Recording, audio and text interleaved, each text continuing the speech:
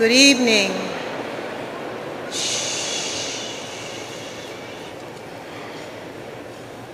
Ladies and gentlemen, it is our pleasure to now introduce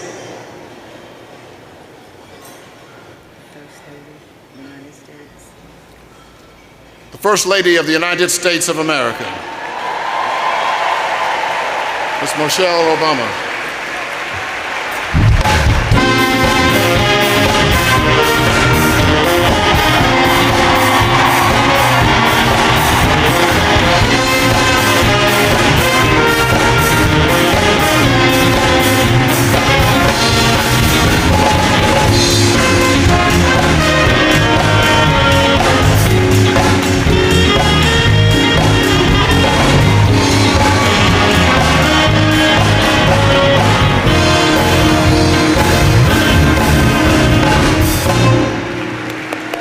Thank you so much. Thank you. It is truly a pleasure and an honor to be here with all of you tonight.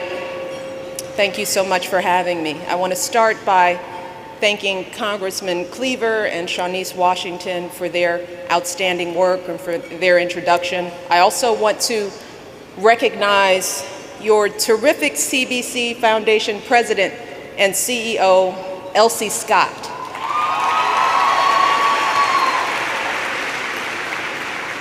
And of course, I want to congratulate this year's Phoenix Award winners, Attorney General Holder, Congresswoman Brown, Mayor Gant, and George Lucas. Thank you all for your outstanding contributions to our nation, and we look forward to hearing from you all later this evening.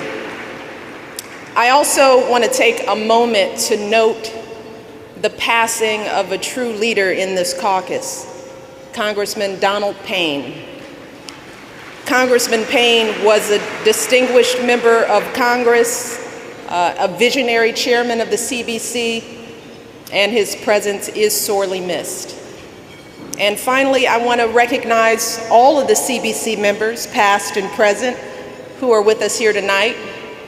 You all are part of a proud tradition, one that dates back not just to the founding of this caucus, but to the beginning of so many improbable journeys to the halls of Congress. Take Congressman John Lewis, for example. He was the son, yes indeed, he was the son of sharecroppers. And as a boy, yearning to become a preacher, he gave impassioned sermons to the chickens on his family's farm. And then there's Congressman Lewis Stokes, who was raised by a widowed mother in Cleveland's public housing. He served in the Army during World War II, and although he fought under the same flag, he still had to eat, sleep, and travel separate and apart from his fellow soldiers. And then there's Congresswoman Barbara Lee, who almost didn't make it into this world. When her mother was in labor, the segregated hospital refused to admit her, and they didn't agree to care for her until hours later when it was almost too late. But from so many unlikely places, members of this caucus rose up and lived out their own version of the great American dream. And that is why they came here to Washington. They came because they were determined to give others that same chance. They were determined to open that doorway of opportunity even wider for those who came after them. They came because they believe that there is no higher calling than serving our country, no more noble a cause than that of our fellow citizens. Now, this work wasn't always easy, especially in the early years when members of this caucus faced challenges they never could have anticipated. For example, back in the early 70s, Congressman Ron Dellums was appointed to the Armed Services Committee, as was Congresswoman Pat Schroeder. Displeased about having both a woman and an African American assigned to his committee, the chairman at the time added just one seat to the committee room, and he forced the two of them to share it. But Congressman Dellums was unfazed. He said to Congresswoman Schroeder, let's not give these guys the luxury of knowing they can get under our skin. Let's sit here and share this chair as if it's the most normal thing in the world. Since its earliest days, this caucus has been taking on challenges and leading the way in the urgent work of perfecting our union, fighting for jobs and health care, working to give all our children opportunities worthy of their promise, standing up for the least among us every day, and earning the proud distinction as the conscience of Congress. That is the legacy of this caucus. And that's also what I want to talk a little bit about tonight. I want to talk about how we carry on that legacy for the next generation and generations to come. Now, back when our great-grandparents were riding that Underground Railroad, back when John Lewis was marching across that bridge in Selma, and Jim Clyburn was sitting in an Orangeburg jail, the injustices we faced were written in big, bold letters on the face of our laws. And while we may have had our differences over strategy, the battles we needed to fight were very clear. We knew that to end slavery, we needed a proclamation from our president, an amendment to our Constitution. To end segregation, we needed the Supreme Court to overturn the lie of separate but equal. To reach the ballot box, we needed Congress to pass the Voting Rights Act. So we moved forward, and we won those battles. And we made progress that our parents and grandparents could never have dreamed of. But today, while there are no more whites-only signs keeping us out, no one barring our children from the schoolhouse door, we know that our journey is far, far from finished. But yes, but in many ways, the path forward for this next generation is far less clear. I mean, what exactly do we do about children who are languishing in crumbling schools? What about kids growing up in neighborhoods where they don't have opportunities worthy of their dreams? What about the 40% of Black children who are overweight or obese, or the nearly 1 in 2 who are on track to develop diabetes in their lifetimes? What court case do we bring on their behalf? What laws can be passed to end those wrongs? You see, today, the connection between our laws and our lives isn't always as obvious as it was 50 or 150 years ago. And as a result, it's sometimes easy to assume that the battles in our courts and our legislatures have all been won. It's tempting to turn our focus solely to what's going on in our own lives and our own families and just leave it at that. And make no mistake about it, change absolutely starts at home. We know that. It starts with each of us taking responsibility for ourselves and our families, because we know that our kids won't grow up healthy until our families start eating right and exercising more. That's on us. We know we won't close that education gap until we turn off the TV and supervise that homework and serve as good role models for our own kids. That's on us. We know that. But while we certainly need to start at home, we absolutely cannot stop there. Because as you all know better than just about anyone, our laws still matter. Much like they did 50, 150 years ago, our laws still shape so many aspects of our lives. Whether our kids have clean air and safe streets or not, whether we invest in education and job training and truly focus on the urgent challenge of getting folks back to work or not, whether our sons and daughters who wear our country's uniform get the benefits they've earned or not. See, these are the types of decisions that are made by the folks in our city halls, in our state legislatures, by folks in our state houses, in our Congress, and yes, in our White House.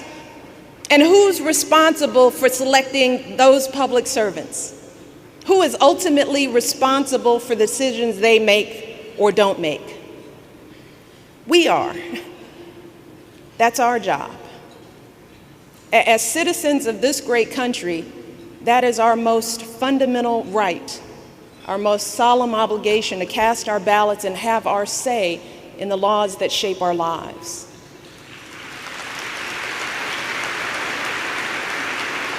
Congressman Lewis understood the importance of that right. That's why he faced down that row of billy clubs on the Edmund Pettus Bridge, risking his life so we could one day cast our ballot. As he put it, your vote is precious, almost sacred. It is the most powerful nonviolent tool we have to create a more perfect union.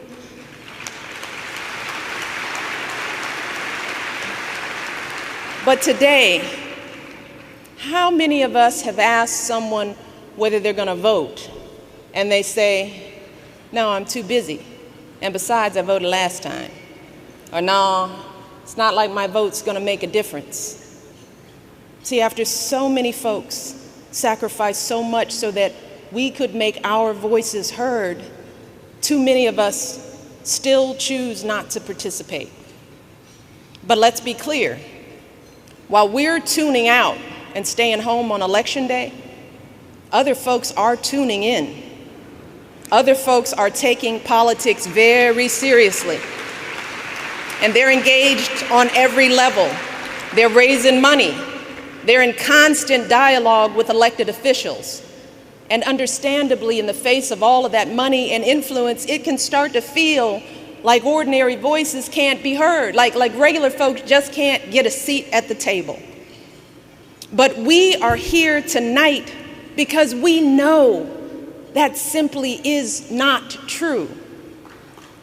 Time and again, history has shown us that there is nothing more powerful than ordinary citizens coming together for a just cause. And I'm not just talking about the big speeches and protests that we all remember. I'm talking about everything that happened between the marches when the speeches were over and the cameras were off. I'm talking about the thousands of hours that people like Dr. King and so many of you spent strategizing in cramped offices late at night. I'm talking about the folks in Montgomery who organized carpools and gave thousands of rides to perfect strangers, folks who walked miles on aching feet. I'm talking about the volunteers who set up drinking fountains and first aid stations on the Washington Mall, who made 80,000 bag lunches for folks who marched on that August day. I am talking about the tireless, thankless, relentless work of making change. You know, that phone calling, letter writing, door knocking, meeting planning kind of work. That is the real work of democracy. You know, what happens during those quiet moments between the marches? And that is how we carry on that precious legacy we've inherited. By recommitting ourselves to that day-to-day work that has always paved the way for change in this country. So that means being informed. It means following the news, learning about who's representing us and how our government works. Even more important, it means showing up to vote. And not just every 4 years, but every year, in every election. As the great Congresswoman Shirley Chisholm once said, you don't make progress by standing on the sidelines. Active and passionate citizenship engagement is at the core of our democracy. That's the whole point. It is the first 3 words of the preamble to our Constitution, we the people. And over the past 2 centuries, so many righteous men and women toiled and bled and sacrificed so that every last one of us could be included in that we. And today, we owe it not just to ourselves, but to them to exercise the rights they fought and died for. So when it comes to casting our ballots, it cannot just be we the people who had time to spare on Election Day. It can't just be we the people who really care about politics or we the people who happen to drive by a polling place on the way home from work. It must be all of us. That is our birthright as citizens of this great nation. That fundamental promise that we all get a say in our democracy, no matter who we are or where we're from or what we look like, or who we love. So we cannot let anyone discourage us from casting our ballots. We cannot let anyone make us feel unwelcome in the voting booth. It is up to us to make sure that in every election, every voice is heard and every vote is counted. That means making sure our laws preserve that right. It means monitoring the polls to ensure that every eligible voter can exercise that right.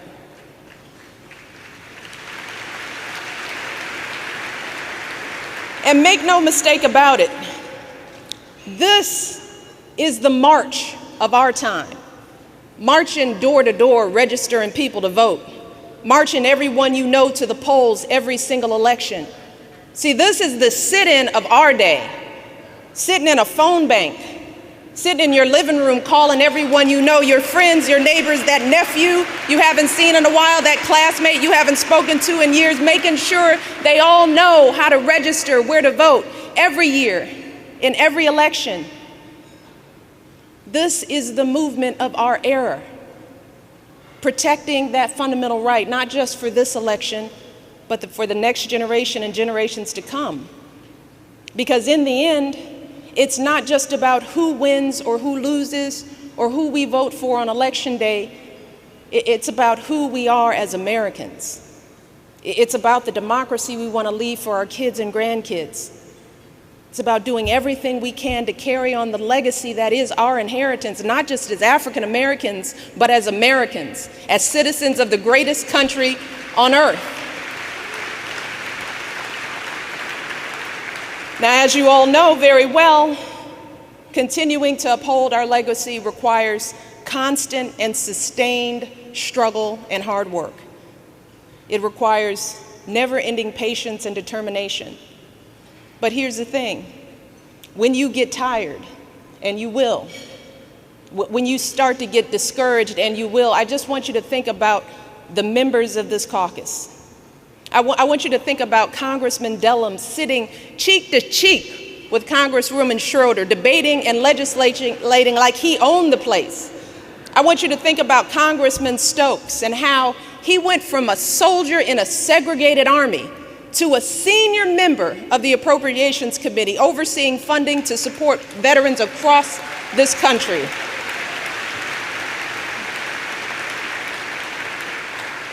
And finally, I want you to think about a photo that hangs in the West Wing of the White House. Some of you may have seen it. It's a picture of a young black family visiting the president in the Oval Office. The father was a member of the White House staff, and he brought his wife and 2 young sons to meet my husband. In the photo, Barack is bent over at the waist, and one of the sons, a little boy, just about 5 years old, is reaching out his tiny little hand to touch my husband's head. And it turns out that upon meeting Barack, this little boy gazed up at him longingly and he said, "I want to know if my hair is just like yours." And Barack replied, "Why don't you touch it and see for yourself?" So he bent way down so the little boy could feel his hair. And after touching my husband's head, the little boy exclaimed, "Yes, it does feel the same."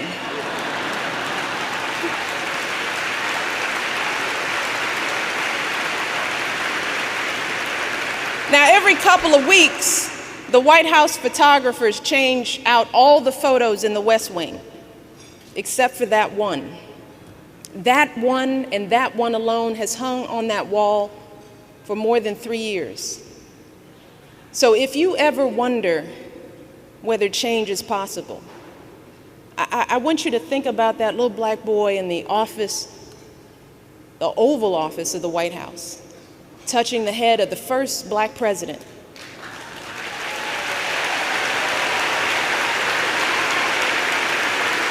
And as we mark the 150th anniversary of the Emancipation Proclamation, I want you to remember that the house they were standing in, the house my family has the privilege of living in, that house was built in part by slaves.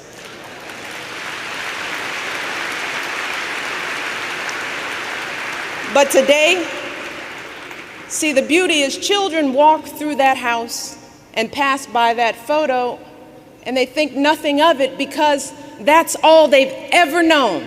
Understand this, they have grown up taking for granted that an African American can be president of the United States of America.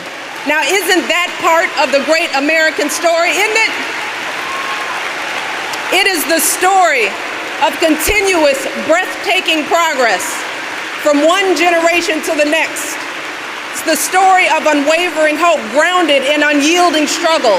It's the story of men and women who said to themselves, I might not fulfill my dreams, but if I march, if I stand strong on this bridge, if I endure another night in this jail cell, then maybe my children will fulfill their dreams. Maybe my grandchildren will. It is the story found in Scripture, in the verse in Hebrews that says, all these people were still living by faith when they died. They did not receive the things promised. They only saw them and welcomed them in the distance.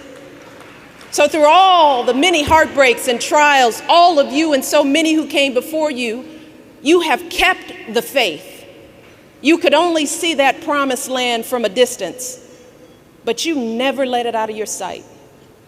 And today, if we are once again willing to work for it, if we're once again willing to sacrifice for it, then I know that we can carry on that legacy.